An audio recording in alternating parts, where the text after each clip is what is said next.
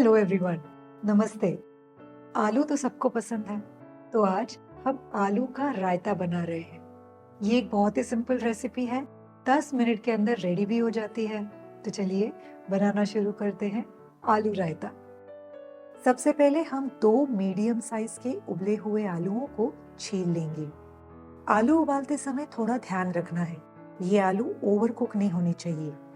ये जो boiled potatoes हैं, ये थोड़े फर्म ही होने चाहिए। अब इन आलूओं को हमें मैश करना है। मैं हाथ से ही मैश करूंगी।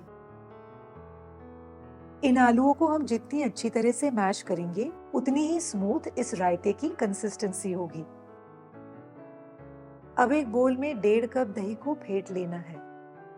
अच्छा, इस रायते के लिए जो दही इस्तेमाल होगा, वो मीठा और गाढ़ा होना बहुत जरूरी है। दही को फेंटने के बाद हम इसमें मैश्ड आलू मिलाकर सब कुछ अच्छे से मिक्स कर लेंगे। अब इसमें तड़का लगाना है, तो एक छोटे से तड़का पैन में हम सबसे पहले शुद्ध देसी घी को गरम कर लेंगे। फिर इसमें जीरा और हरी मिर्च की पेस्ट डालकर धीमी आंच पर इसे थोड़ा भूनेंगे। इसे बस 20 से 30 सेकंड ही भूनना है। इसे हम ज्यादा भूनेंगे तो ये जल जाएगा। अब एक इम्पोर्टेंट टिप, ये तड़का ठंडा होने के बाद ही इसे दही में मिलाइए, वरना दही फट सकता है। चलिए, अब ये तड़का ठंडा हो गया है, तो अब हम इसे आलू और दही के मिक्सचर में ऐड करेंगे। अब इसमें नमक, थोड़ी चीनी और बारीक कटे हुए ताजे धनिया के पत्ते मिलाने हैं।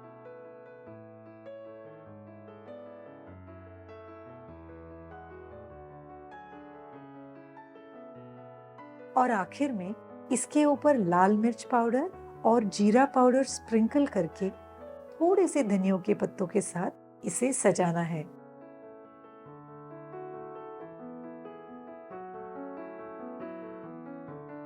हमारा आलू का रायता बिल्कुल रेडी है।